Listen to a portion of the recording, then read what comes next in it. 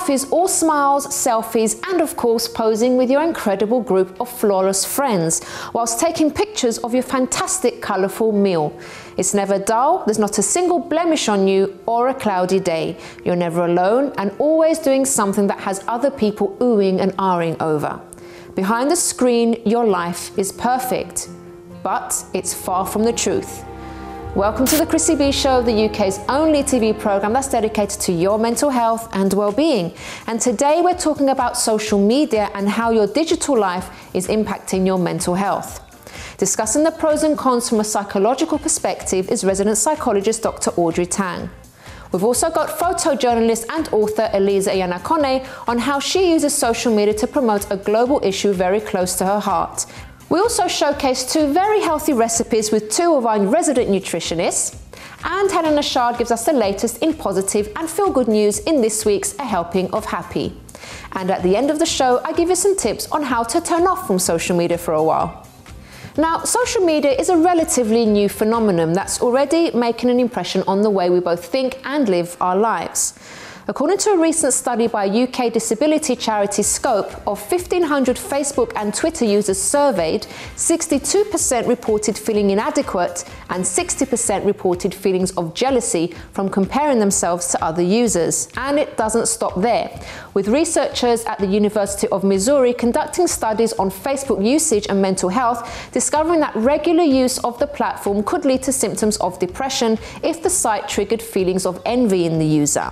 But where is the issue most troubling? Well, with the Royal Society of Public Health indicating that 91% of young people aged 16 to 24 being active on social media, there has also been a 70% increase in mental health conditions in the past 25 years, which is exclusively linked to social media. And the worst platform for your mental health? Well, that award goes to Instagram, with the RSPH reporting in a recent survey that the platform scored the worst in an overall use of well-being ratio. This is due to users feeling pressure to edit and post only their most attractive pictures in an effort to improve others' impressions of them, and has been linked to serious issues of self-esteem. But what do you on Twitter think? Lewis says you could have thousands of followers on social media. You could have many people waving and greeting you when you walk into a room. But how many would be there to celebrate your birthday, would take you out for coffee, would ask you how's your mental health? Only they matter. Jen is aware, saying, we'll be off social media for a wee bit, lads. Mental health is low and there's a lot going on in my life right now. Look after yourselves and I'll be back soon. No surrender. Tay presents the dilemma. Every day I tell myself I hate social media and I hate the negative impact it has on my self-esteem and overall mental health. And every day I open Twitter at least 47 times. R says, I'm going on a social media hibernation mode today at noon until further notice. I think my body is telling me to take a break from all this and take a breather to clear my mind. Been sleeping late, eating too much and neglecting my mental health for far too long. Adele says, can't deny the truth that the reason so many people have mental health issues is because of social media and the problems people have with being glued to it, constantly comparing themselves to other people. So some very thought-provoking comments there. So what does our resident psychologist Dr. Audrey Tang have to say about this? Well, here she is.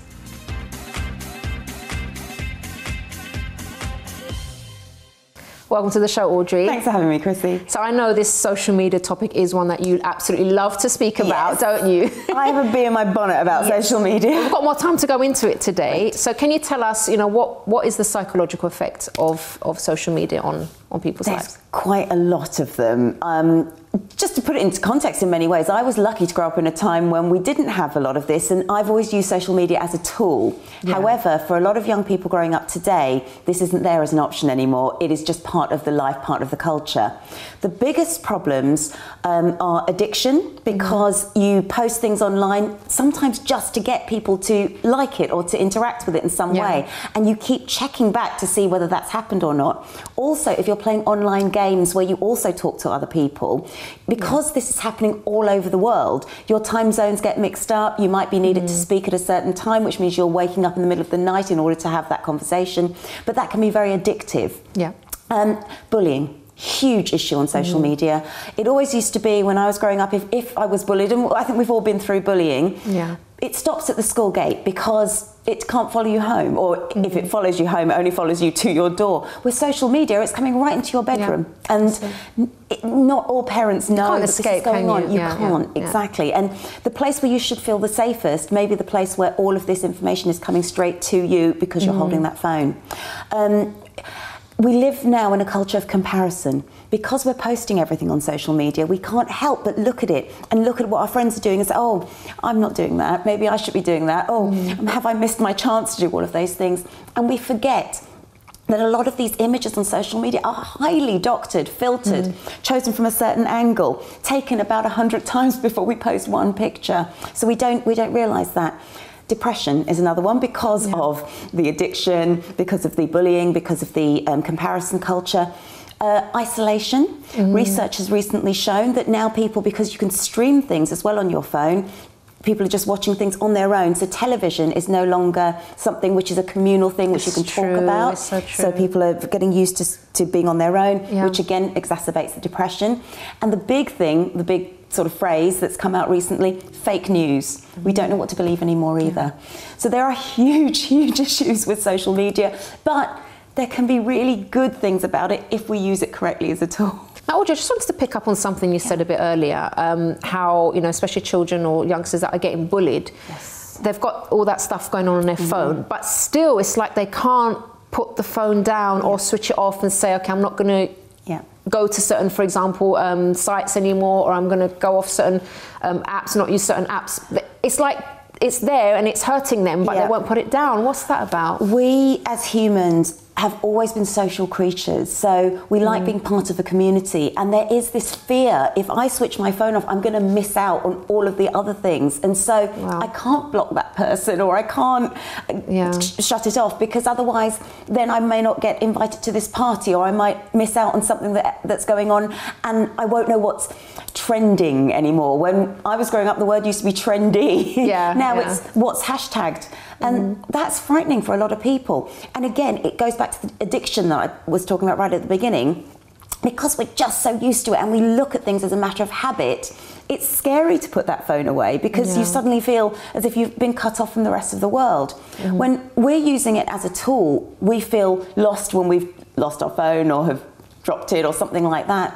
These children, young people, have grown up with this culture. They've grown up with a phone. They've grown up with tablets or iPads, or all the different things that you can have. It's like another body part to them, isn't it? Absolutely. You're even learning things in school using this technology. So it's not so abnormal. In fact, it's abnormal not having it. And that's another reason why you just can't switch it off. You're almost connected to it. And what's the solution then, do you think, in your opinion? I know it's difficult to sort of say, but it's just so hard to know how to do it. Sometimes it's actually about offering a really positive alternative, which is going out and spending time with your family. Having dinner around a table without your heads bowed in Android prayer or something like that, which is what happens.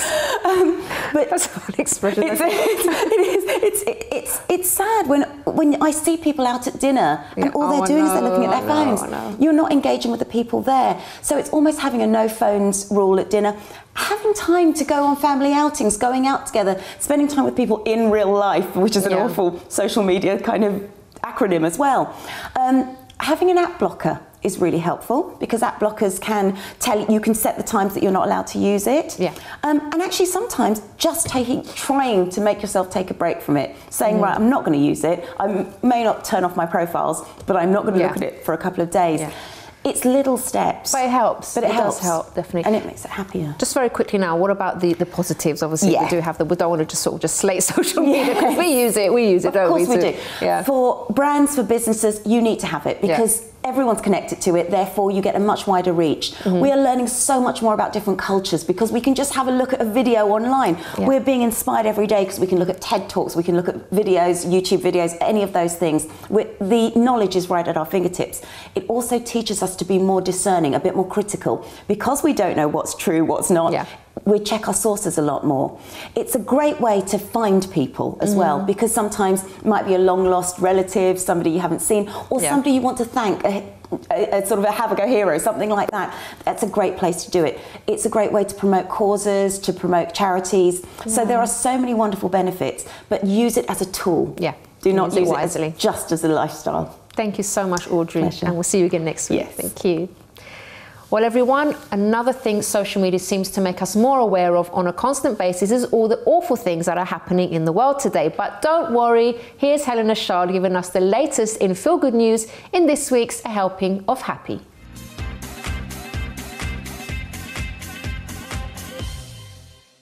Welcome to the show, Helena. Thank you, Chrissy. So all that doom and gloom about social media, you've come to cheer us up with some good news. About social media, yeah. I just have to say, first of all, though, we are drowning in donuts and stuff here. We'd like to thank Greggs very much for sponsoring all this lovely food for us today. And actually, Greggs do sponsor us every week, don't they? In which we, have some lovely things to give to our guests who do come on and talk about some really difficult things. So it's nice to be able to treat them, isn't it, Helena? Yes, it is. Thank you, Greggs. We shall be diving in later. Big thank you. So tell us about the news then today. So social media, the richness of connection, which I just think is absolutely amazing. Friends, family, like-minded people. I was actually saying to Dr. Audrey that when I was younger, I didn't even have a phone at home. Yeah, tell me about it. Am I saying my age? But just the difference. Children have everything on tap. And had to arrange to go to the telephone box and various things. Anyway, but I remember those days going to the telephone box to ring my mum. Yeah. It's so funny.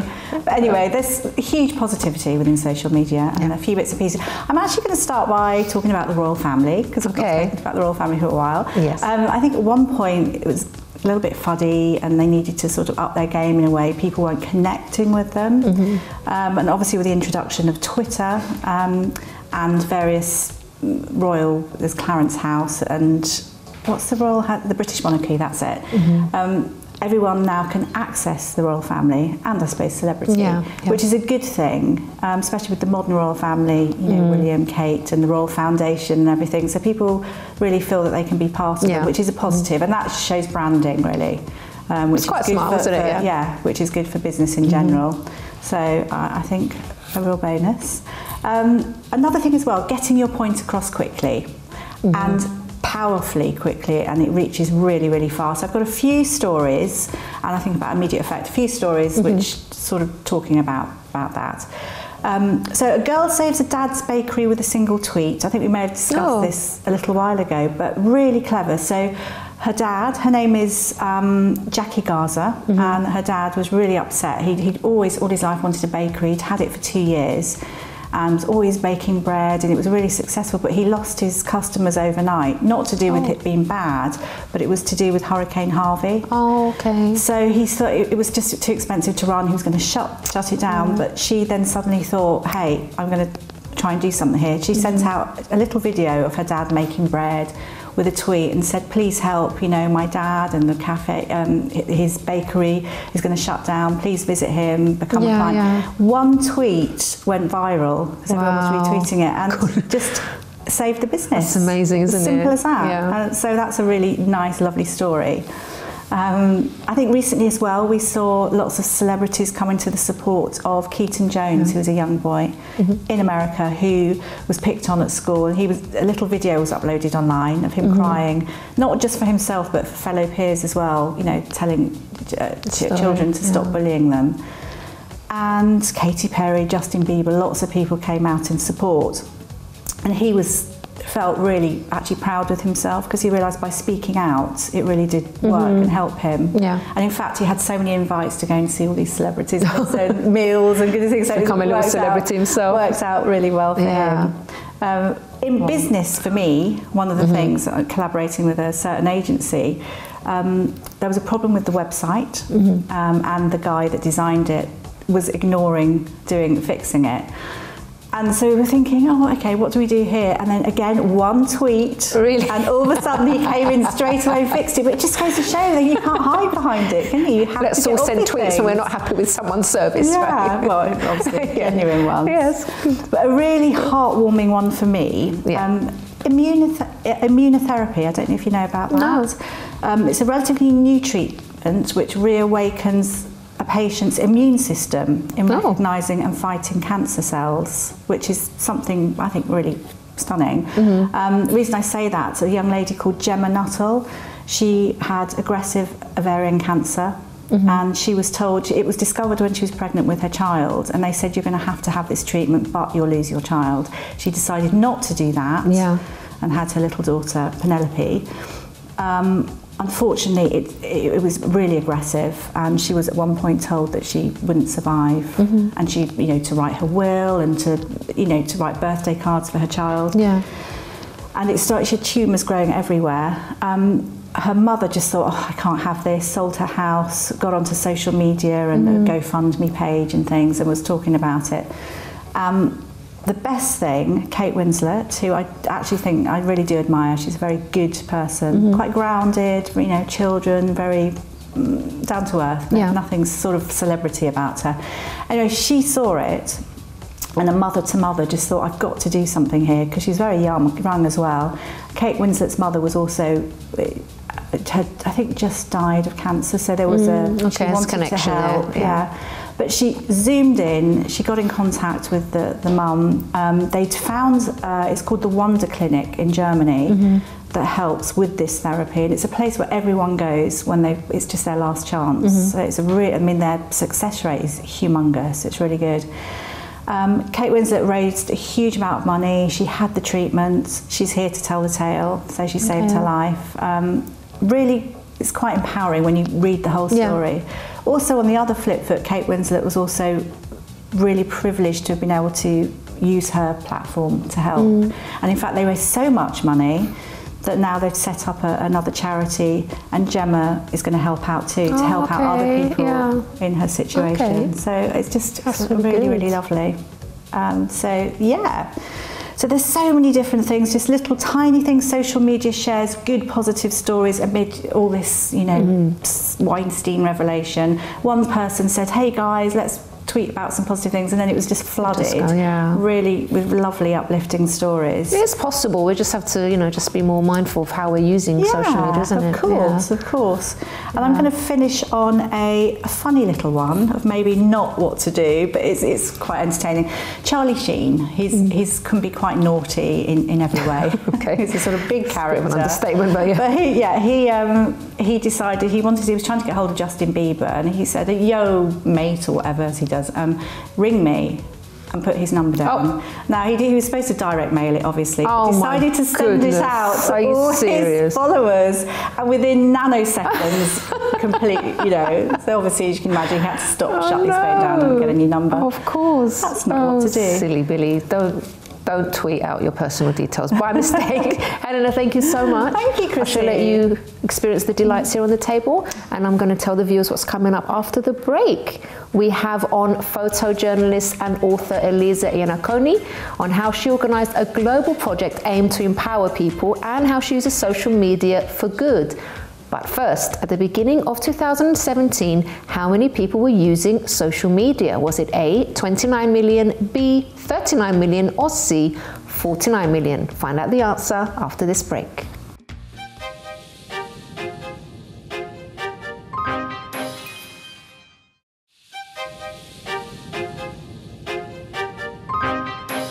Welcome back to the Chrissy B Show, everyone, your TV program for all things related to mental health and well-being.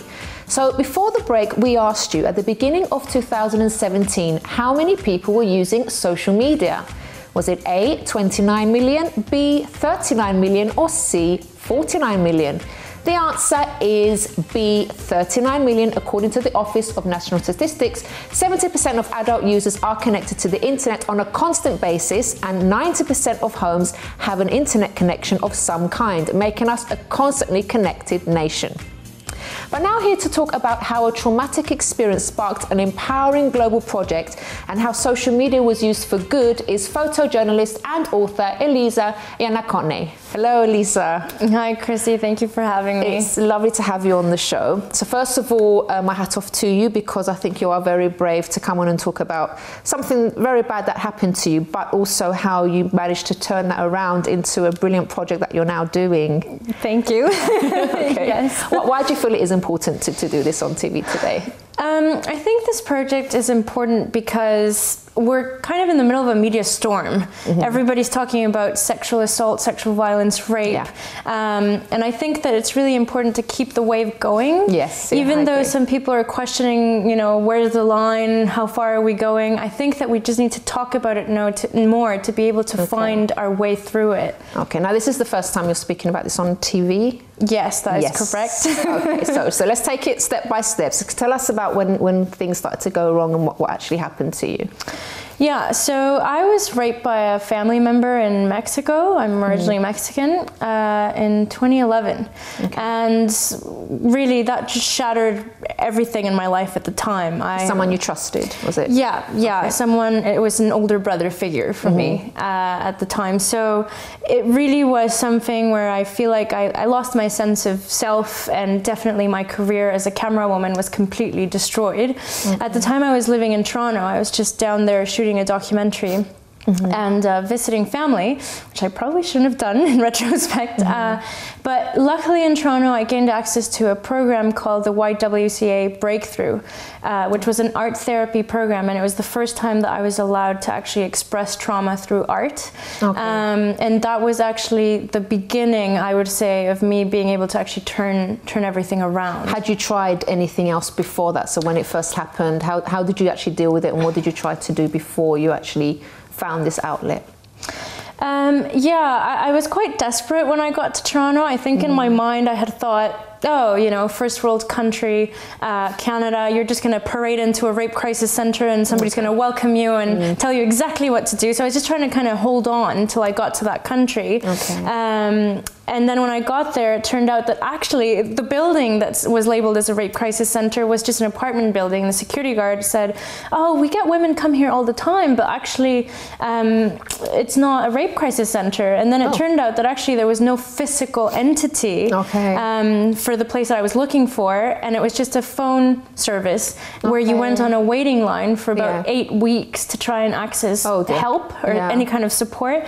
So it was a very dark period, I think, and I could feel myself emotionally really drowning. So I just pushed really, really hard, and then got support through a hospital called the Women's College Hospital, and then started doing EMDR and just kind of regular therapy that kind of got me through. But what really helped you was your project, wasn't it? Because that also led to your recovery, didn't it? Yeah. Tell us what it is and what you actually do. Well, I've started working on a project called The Spiral of Containment Rapes Aftermath. It's a multimedia art exhibition that's going to take place at the Oxo Tower Barge House March 8th to 11th. And what it does is I spoke to 24 rape survivors around the world about their stories, and essentially came up with ideas as to how we could express the feelings that they had in the aftermath of the assault through photography. And so the idea is that as you go through the exhibition, you'll also hear their voices conveying what it was that photograph represents to them. And I mean that project's kind of first image was my own. That was the first thing in my mind that emerged while doing this art therapy program in Toronto. So it took several years to kind of put together and figure out what it was that I was doing. But once it came together, I think by connecting with another community of people and realizing there's no profile for you know, somebody that's been assaulted. I think we often think of a certain socioeconomic bracket, or perhaps, you know, it's not like that. I have, you know, Olympic medal winners, CEOs, and both genders, well, all genders really, age, race, it really doesn't matter. It's a problem for all of society. Yes, and definitely. Learning that was quite helpful. I just wanted to ask you as well, because so you've documented and you've spoken to all these other women, these other people. Were you quite surprised at how they described things and how sort of the art came into being from different people? Was it quite different to what you expected? Yes, actually, because initially, so my first image from my own personal experience was broken wings. I just thought at the time I had a direction, I'd started a film production company, I was doing a lot, and then suddenly this happened and I completely derailed, ended up in a basement office selling tickets for the Toronto Film Festival and just lost a lot of time. So I just initially thought, why don't I just invite a few people over to my kitchen, have some collaging, and just invite everyone to kind of make the idea of wings, of broken wings. What did their wings look like after the assault? Turned out not everybody saw wings, obviously. And some people saw a plane or a car or a feeling of drowning or a cage. And then once I heard these stories, I was like, okay, there's a lot of visuals here. And then it seemed that every person was quite attached to a particular color. And your colors were black and white? Yeah, so my colors were black and white. So when I spoke to other people, it turned out that each person was attached to a particular color in the color wheel. You know, the car was red, or the plane was pink because she was a ballerina dancer, or it happened by the ocean, so there was blue. So I realized that because each person was attached to a particular color, we could actually work with the 24 colors of the wheel plus black and white to make it a cohesive piece. Wow, okay. And actually doing this project and putting this all together, how has that helped you personally with what you've been through? I think it's been a process. At the very beginning, I actually became very emotionally attached to every story, and we had a lot of kind of, I think, crying bonding sessions with a lot of the participants. But as I evolved, I feel like I listened to so many stories that I became emotionally stronger. And I feel, it's strange. And I just feel like it empowered me because I've come out in a big way, you know. It's it's kind of like you can tell some friends, but now that it's just out there and I feel like the world knows, or my world knows, it's quite liberating, and it's like a big weight that I was carrying off my shoulders. Well, you're doing it on TV as well today, aren't you? Hi. That's amazing, Lisa. Now tell me about how social media has actually helped you get this message out, because obviously we've spoken a lot about how social media is used for, you know, not for good things, and how people are getting too much into it and it actually harms people, but in your case you've actually used it for good. Yeah, so the good thing about social media is that it allowed me to have a more global perspective. Once I shot the first 5 images, which were here in the UK, and there was some media coverage of that, I started getting stories from around the world on Facebook, people just telling me everything that had happened and how they wanted to take part. And I was able to connect with several people through social media. I was also able to run a Kickstarter campaign to get more funds to keep going, because it's not easy to fund something like this. And so that allowed me to gain visibility, spread the word, and also just connect with other participants, other people that wanted to take part. And just a question on that, because obviously it must have got tough at some point. You mentioned sort of the finances there. What actually kept you going when things got tough? Probably like blind enthusiasm. I mean, it became a part of me. You know, this project is the best way that I have found to use all of my technical knowledge, my creativity to make a stance against a topic that I'm quite passionate about. So I didn't want to leave it, you know, even though there were so many obstacles and so many moments I thought I wouldn't be able to complete it. I just felt it had to be done. And especially now, I mean, the media and the way that we're talking about this, it has to be done. You know, it has to be a part of this wave of change. And how does it feel now to actually have done it, and now you're going to be exhibiting everything? How does that feel? It's awesome. I mean, it's really, the book it's fabulous to see all of these stories and all of these people, because when I see the images, I don't just see the book, I see the people, and I see everything, you know, sweat, blood and tears to put these all together. So it's quite exciting. The exhibition itself, I'm still nervous because there's a lot to be done, still sponsors to find, still things to, you know, so I won't think about it. And just a final question for you, Lisa. Future plans, because I'm probably guessing you're not going to stop here. You've got the book, you've got the exhibition. What's next? Well, for now, I've got interest from different countries to bring the exhibition. So I think that there might be a bit more of a future for the project to go to different places. Beyond that, because I've really been immersed in this for so long, it's taken about 3-4 years to put together. I'm not entirely sure of the path ahead, but I do know that, you know, I'm kind of more like open to opportunities that might emerge that I haven't even thought of. So. But it's good to be open, right? Yes, exactly. I did say final question, but one more for you, Lisa. That's totally cool. For the viewer that's watching now that has been through similar kind of trauma, and they feel like they can't go on, or they can't express themselves or actually open up about what they've been through, do you have any advice for them? Yeah, absolutely. I think that it's really important to remember that horrible things happen all the time to everybody, you know, like it's something that as humans, it's just bound to happen. It's how we respond to it that makes all the difference, and that's the one part that we're in control of. Nobody's alone. Sometimes it can be a very isolating situation, but there is a world and a community of people. Statistics are astronomical, both for men and women, which I think is important to mention. So talk about it, you know, and if you can't talk about it, just make sure that you're safe. And I do seem to believe that when people open up about it, they start to process it, which is kind of the same thing that I've heard from different people that I've been working with. Brilliant. So I think just dare to open up, and it's scary and it's horrible and it's painful, but if you dare to do it, the pain does eventually subside. I think, you know. Amazing. Well, Lisa, thank you so much for sharing your story, and all the best with the book and the exhibition and everything. Thank you so much. And hopefully we'll hear from you again. Let us know what you're up to. Thank you so much. Thank you. Well, everyone, don't go away, because after the break, we show you 2 great healthy recipes and more.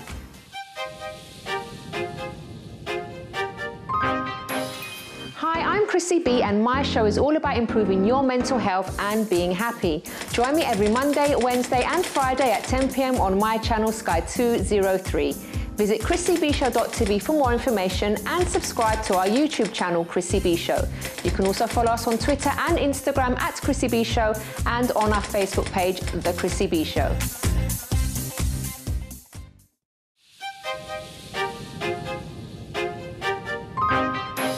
Welcome back to The Chrissy B Show, everyone, the program that loves to look after your mental health and well-being.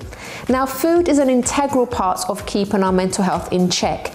And here, our nutritionists give you 2 useful recipes that are sure to make you feel great. Hello and welcome to Hannah's Kitchen. Today I'm going to show you how to make a juice all out of red cabbage. It's a well-being juice.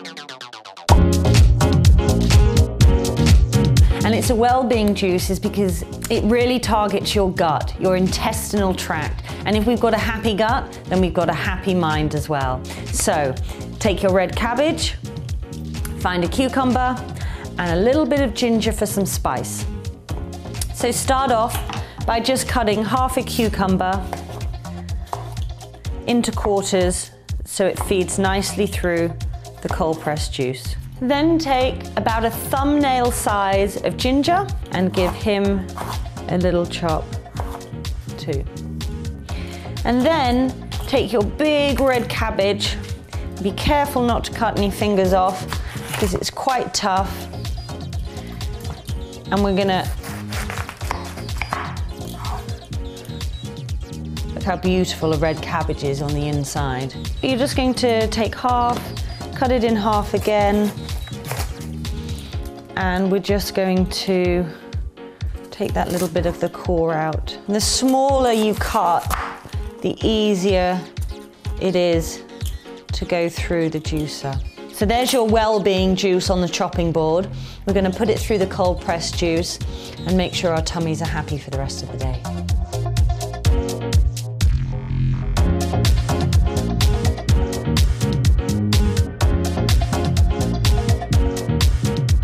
Wow, look at that beautiful purple colour. You don't find juices like that around. So then just bring it over and we're just going to stir it all up together. There we go. When vegetables are really dark in colour, they've got more antioxidants, and antioxidants are great for the body because they repair the damage that free radicals have done to the body, which are things like pollution or smoking or badly processed foods or even alcohol. So let's try this well-being juice. Red cabbage, ginger and cucumber. Cheers. Cabbage has got a very different taste, probably something you've never tasted before, but I can feel that that's going to do wonders for my gut lining. Hi everyone, I'm Chef Danielle Shine and I'm here at Grace Belgravia, a private members-only club in the heart of London. Now I'm excited and you should be too, because we are going to be cooking with their head chef today, learning how to make a super healthy dish. Let's get started. here with Marcin, head chef from Grace Belgravia here in London, and we are so lucky to have you today, Marcin. Thanks for having us. Hi guys. We are going to make something amazing from the beautifully delicious and super healthy menu that Marcin has created. What are we making today? Hi guys, so we're gonna do buckwheat pancakes with grilled banana. Yes. And some coconut yogurt. Cool, all right. So let's start. get started. Let's start from milk. We're using almond milk, but you guys can use also cashew milk or any nut milk. So this milk is made with nuts. No dairy, no cows involved, nut milk, and you can make this sort of thing at home as well, can't you? Yeah, this one is good. We make it here in our kitchen, so. It's a nice flavour too. Okay, so we've got the almond milk, that goes in first. Then we're gonna add buckwheat flour. I kind of feel like pancakes have got a bad reputation, but if you make them like this, they're fine. Then we're gonna add gluten-free baking powder. Okay, and that helps the pancakes to Rise. fluff up and rise. And then we're gonna add chia seeds. This is one of my favourite ingredients in a lot of things. You can do sweet and savoury things with these, can't you? And they're a fantastic source of protein, plant protein. Yeah. Cool. Then the last thing will be vegan protein powder. Oh, can I smell it? It's very nice, and we Oh wow, that it's smells from amazing. hemp and pea, so it's Hemp very and pea. very natural. And then we're ready to mix all ingredients together. Yay, okay.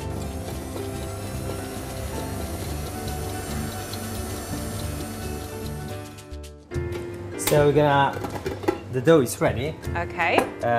So we're gonna transfer it to piping bag, just to get us easy. So what, this is a icing piping bag? Yeah, you can buy in any shop. That's a hot tip for everyone. Yeah, so let's transfer. Okay, Could do you you need a bit of help? Could you hold? I can hold hold both that. of me? This really does smell good. Okay. Okay. We're gonna use coconut Ooh. oil. So this is coconut oil. Yeah, to grease our pan. What else can we use if we don't have coconut oil? We can use olive oil or any type of oil. The good thing about coconut oil is that it's got quite a high smoke point, so it's Yeah. very, very safe at high temperatures, and it Exactly. also adds a really nice flavour to the pancakes. And we're gonna And then just pipe it in. pipe it in. Wow, they are just perfect little round shapes. I mean, pancakes are very versatile, aren't they? I mean, I love making savoury pancakes, Yeah. but these ones are sweet. Yeah, this is gonna be a sweet one. So our pancakes are ready. Okay. And in the meantime, we're gonna Pop them there, okay. we're gonna grill some banana. We're gonna. So So that if will you don't be have banana, you can grill things like peaches and strawberries and all kinds of things. Maybe even some coconut flesh. Have you ever tried? Oh, so good. we're gonna sprinkle with cinnamon, which is bring Oh. some flavor. So instead of, this is what I love, instead of adding sugar or fake flavorings, we're using natural things. I mean, cinnamon, everyone has cinnamon at home, and it really does taste And quite they will sweet. actually caramelize in very, very nice. Another fantastic tip, cinnamon caramelizes with the banana when it's heated. Wow. So our pancakes are ready. Okay, Nice and so shoved. it's time to plate up. I will Yeah, grab yeah, these yeah. plates. Thank you so much. So let's start with pancakes. Okay. We're gonna plate them very nicely. We're gonna top up with coconut yogurt. Okay, so which tell me is- some things about coconut yogurt. It's gluten-free and dairy-free. Tick, tick. Yeah. No added sugar. No, it's very nice, very delicious. Delicious. So yeah, let's pop in. Now the bananas. Wow. Now what have we got here? Now we're gonna do some blueberries. And that is such a good idea. You're using like chopsticks. Chopstick, yeah, it's very trendy at the moment. This is beautiful, Marcin. Touch of maple syrup on top. Just every layer that you're putting on, it smells better and better. Yeah. Wow. Oh my goodness, look at that. And then the dish is ready. Yeah. That is beautiful. Time to dig in. I am excited.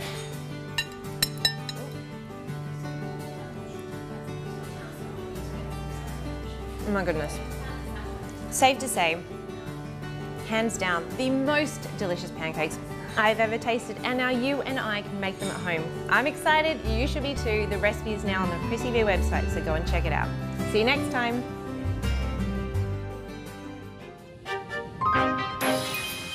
Now don't go away, because after the break we show you a video courtesy of Head Talks. But first, as of June 30th, 2017, how many people are on Facebook? Is it A, 1.5 billion, B, 1.7 billion, or C, 2 billion? Find out the answer after this break.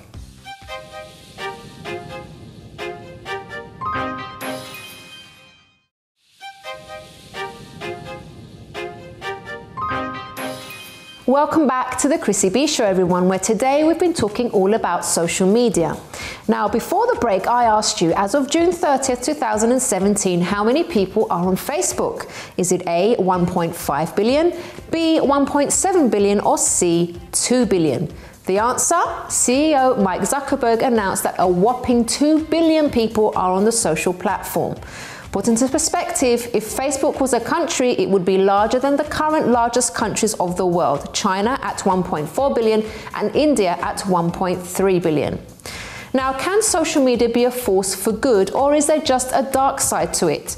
Blogger and influencer Roxy Nafouzi discusses this and more in this video courtesy of Head Talks. I would say I felt different from about 5 because I grew up in Oxford and I was Arabic, and it was small things like we didn't celebrate Christmas, we didn't have lunch, we didn't have crisp sandwiches, it was all rice and basmati and, you know, Arabic things, and I noticed little things that, you know, maybe my parents didn't do that other parents did that culturally were different. So I felt very alone then from that age, and I was convinced that people treated me differently. I don't know how much of it, now looking back, was in my head and how much of it was real, but you know, kids can be mean. So that sort of started when I was about 5. I moved schools, and it was when I moved to my secondary school that the Iraqi war broke out, and that's when I was really bullied, and they were very racist. I was also had these 2 girls in the year above me who would kind of be really, really nice to me and then really, really horrible to me. It was like I almost had a crush on them, you know, like that thing where you become a bit obsessed with someone that's a bit older than you when you're young, and then they'd like tell me to slit my wrists and things. I mean, it was really kind of messed up.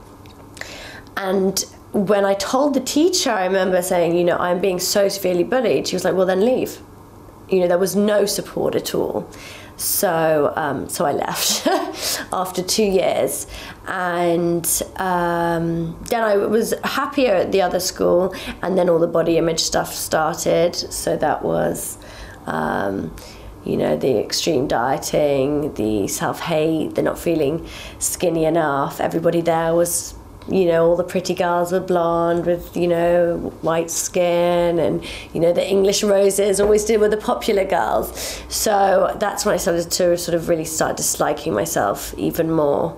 I don't think I had anorexia. Maybe my parents would disagree, I'm not sure, but it was definitely extremely obsessive behavior. Excessive exercising, excessive, you know, obsession with, you know, I would remember thinking that I would cry if I was forced to like eat something, because I'd be like, oh, it's going to make me fat, you know.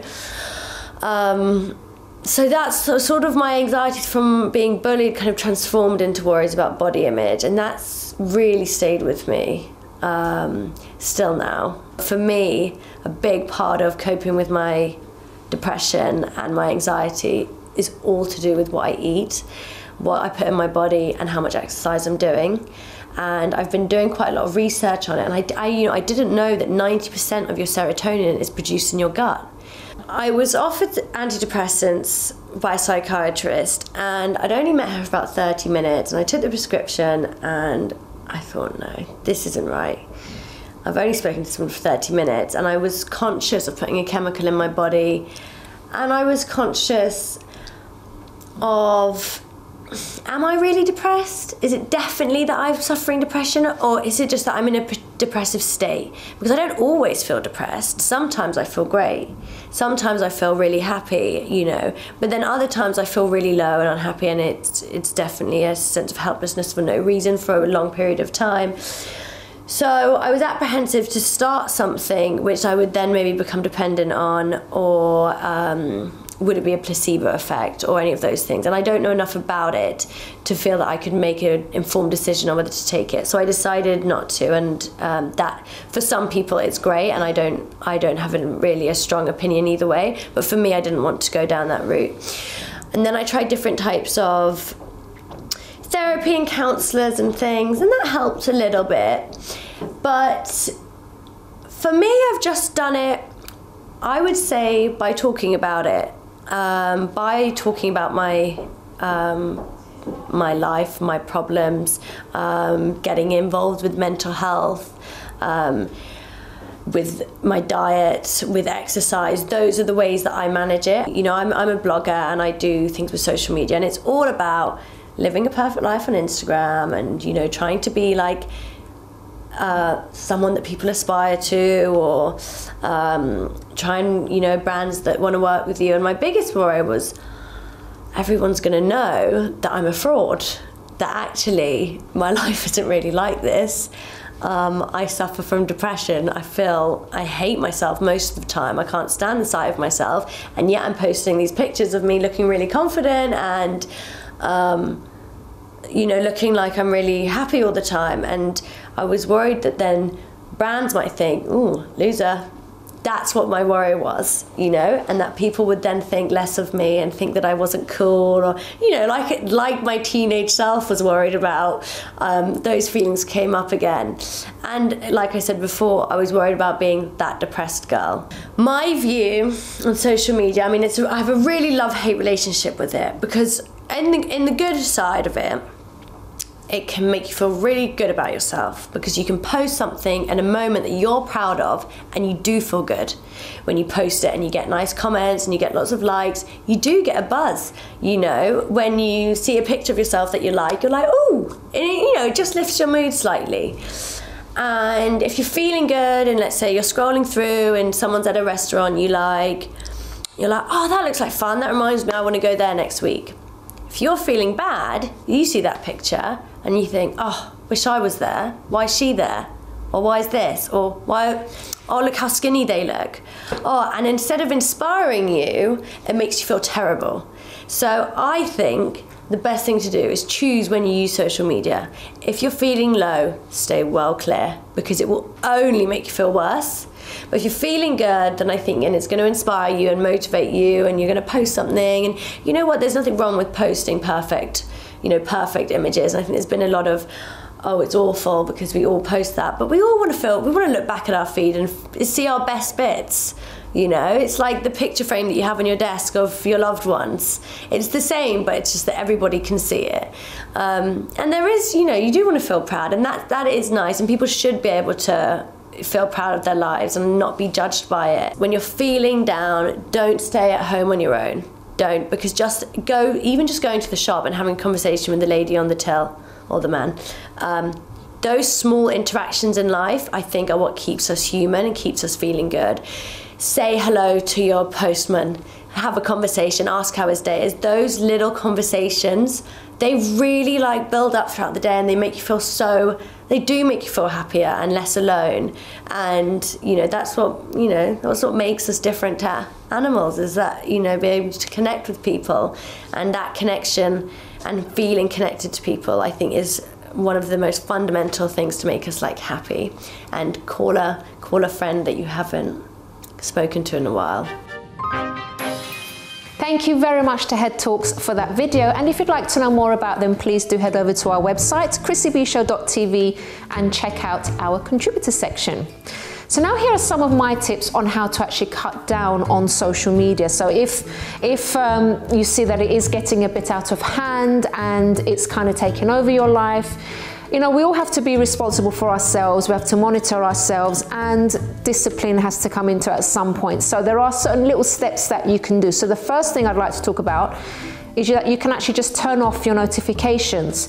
So if you have your notifications on, you will be constantly disturbed, and it will be really hard for you to ignore something that, for example, says, you know, someone just commented on your photo. We're so curious as human beings by nature. We like to know what other people think, especially when it's about us. So if these notifications are popping up all the time, you will be leaving what you're doing all the time and going and checking your Facebook or whatever you've posted on. So very, very important that you do at least, you know, for a certain time of day. If you can't do it for the whole day, at least certain times of the day, just turn off your notifications. You're not disturbed, and you'll see already that just that one thing is going to make a difference. The second point is to set limits. So you could say, for example, that you will only check your social media at certain times of the day. This could even go for your emails as well. So for example, I will check, for example, in the morning only, and then again only during my lunch break, and then after work. 3 times a day I will check things. I will check, you know, what's going on, and I will keep it as that. That might seem really like too much for you at first, so you might want to make it like 6 times a day for now, and then start cutting down. But you'll see again that will make a difference to your usage. The third point, do classes. So try to get involved in things where you can't physically be on your phone. So you could, I'm talking about, for example, exercise classes. And when I go to classes at the gym, no one has their phone while they're doing a workout. They are so focused and concentrated and really out of breath. You know, they're concentrating on what they're doing. No one even thinks of looking at their phone. Of course, as soon as the class is finished, the first thing that everyone does is take out their phone and check what's happening. But at least during that 45 minutes, an hour, no one can actually check their phone. So maybe get involved in more classes. If you see that you are doing on social media too much, do some other things. It could be exercise, it could be a hobby, but pick things that you can't actually have your phone nearby or be checking while you are doing that activity. The next point is to spend time with your friends, of course. So why not forget the online friendships for a while and actually invest in some real friendships by meeting up with people and talking. Don't just talk to them online. Meet up and talk face to face. And when you do meet up, please just put the phones away. Make it like a little rule. And number 5 is to do a social media fast. I mean, if you see that things have gotten really bad, it's gotten out of hand, it's taken over your life, you feel quite down, as we heard, you know, Audrey speaking earlier in some of the stats that I read out, you know, it can actually become an addiction. And maybe you need to cut off completely and go cold turkey. So maybe you could set yourself a duration of when you'll be offline, let your friends online know how long you'll be away, and say you do this for 2 weeks, and say you normally spend 1 hour on social media per day. That's 14 hours that you have free to do something else. So think of all the possibilities. You could spend that time with your family, you could declutter your house, you could go on outings, you could invest in your health, you could even do some volunteer work somewhere. So there are so many things that you could actually do. And you know, when you do feel that, you know, you're ready again to go back to social media, this time just be extra careful, be vigilant, be disciplined to make sure that you don't fall into that trap again. And if things, you know, are still really bad, then I would suggest getting some kind of professional help for that as well, because you know, you don't want to get into something that is going to be really, really difficult for you to get out of on your own. Well, everyone, we have reached the end of today's program, but if you have a story that you would like to share or you'd like to comment on today's program, then please do email us on info@chrissybshow.tv. You can also tweet us at Chrissy B Show or leave a message on our Facebook page, The Chrissy B Show. And if you'd like to know more about me and my mental health journey, you can visit my personal website, which is mylifeafterdepression.com. Until next time, bye for now.